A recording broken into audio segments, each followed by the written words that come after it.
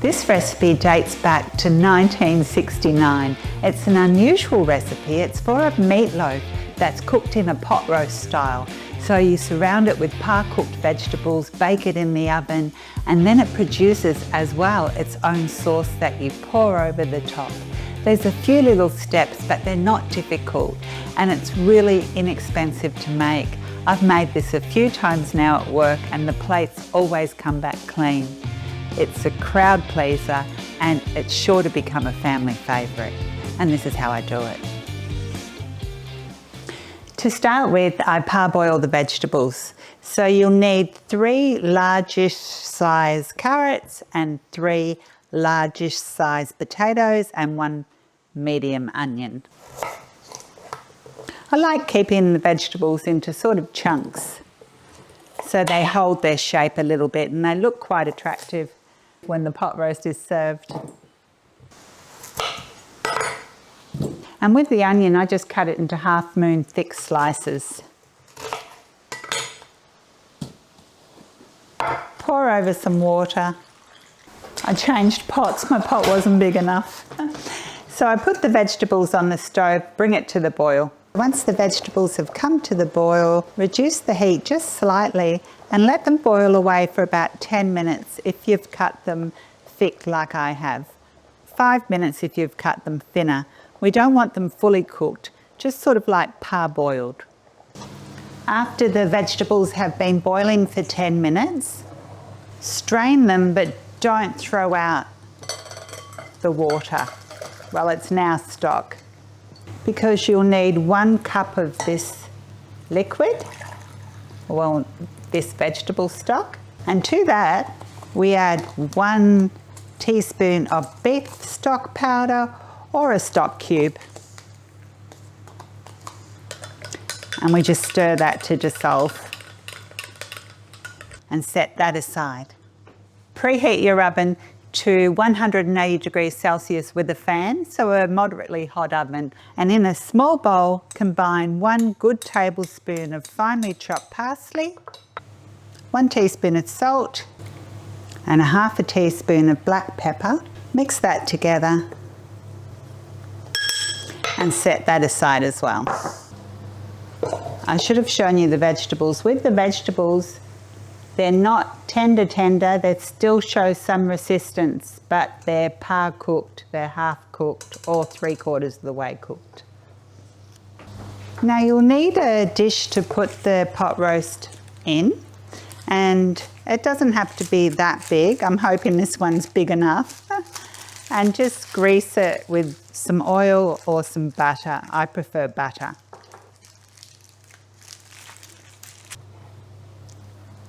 Now to make the meatloaf. Simply put into a bowl 500 grams of beef mince, 1 medium onion that's been finely chopped, 1 cup of soft breadcrumbs. Now you'll need some evaporated milk, which makes this so creamy and yum, and you'll need 2/3 a cup of it. I'll leave the mil measurements in the video description.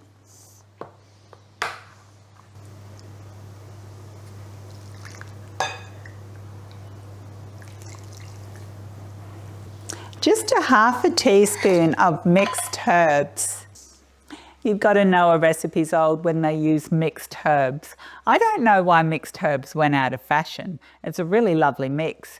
And on the seldom occasions that I make garlic bread, I always put a sprinkle of mixed herbs with the garlic butter, and it just takes the garlic bread to the next level. 1 teaspoon of salt, 1 tablespoon of Worcestershire sauce, 1/4 cup of tomato sauce, also known as tomato ketchup, and lastly, just 1/2 teaspoon of pepper. So thoroughly combine all this together.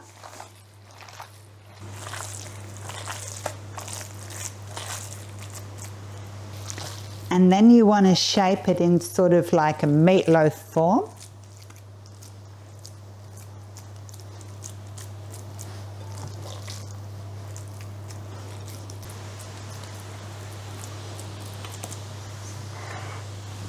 And then take the reserved vegetables and place them around the meatloaf.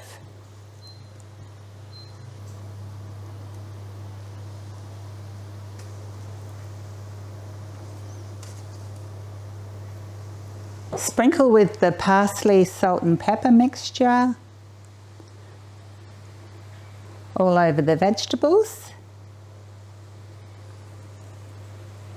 And if you don't have fresh parsley, you can just use a bit of dried parsley. It's no biggie. Then carefully pour over the reserved stock.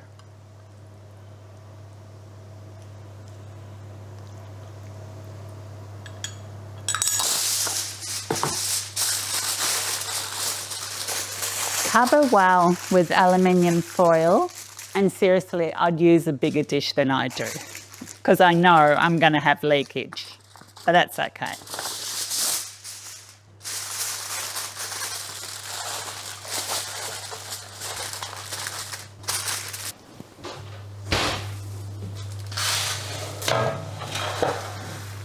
My tray was in the oven, it's hot.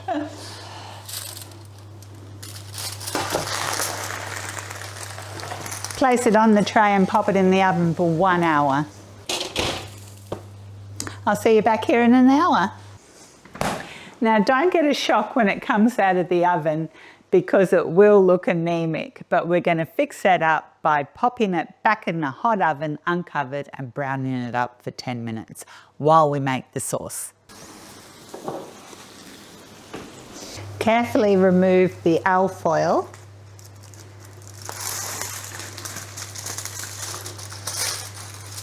And not in the recipe, but what I like to do is just to spread the meatloaf with a little butter or oil.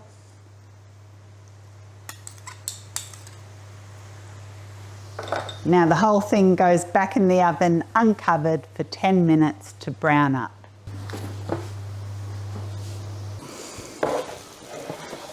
Now we make the sauce. Remove the vegetables and the meatloaf to a plate.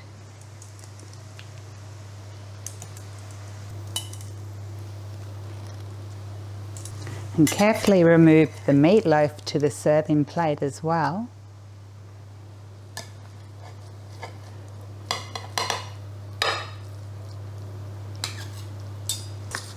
And cover it to keep it warm while we make the sauce. Into a smallish saucepan, pour all this liquid. And into a small bowl, place a tablespoon of flour or corn flour in my case, with just a little bit of cold water to make a slurry. And mix that into the sauce, together with a pinch of either mustard powder or like a half a teaspoon or so of prepared mustard, a teaspoon of Worcestershire, and a tablespoon of tomato sauce or tomato ketchup. And I like to add just one more thing, and that's, if you've got it, a little bit of Parisian essence, which is no flavour, but it just gives it a nicer, darker colour, and just a few drops. But that's not in the recipe, that's just my preference, and it gives it that lovely dark colour. Now place this on the stove and just cook it over a medium heat until it thickens. If you find it's got too thick, you can add a little bit more water. Mine's a little bit thick, so I'll just add a little bit more water. And once it's where you like it, it's come back to the boil and it's thickened and you've added more water if need be, like I did, then it's done and it's time to serve.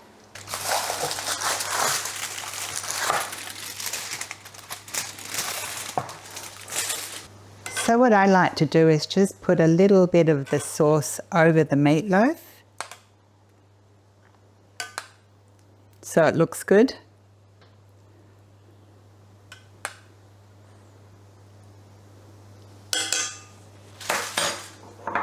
And then serve the rest of the sauce separately. Oh, I got a bit more.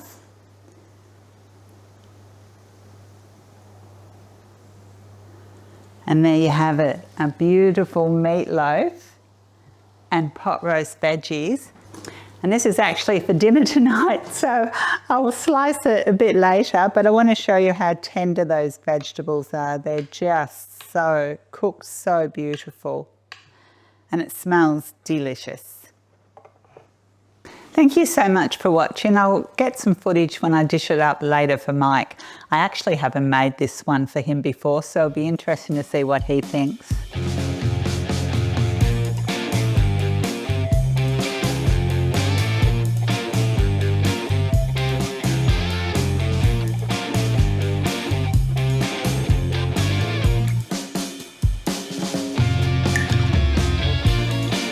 Right, in the microwave.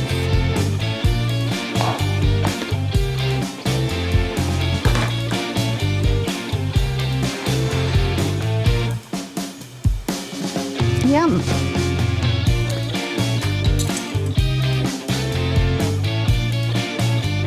And any leftover meatloaf makes for delicious meatloaf sandwiches.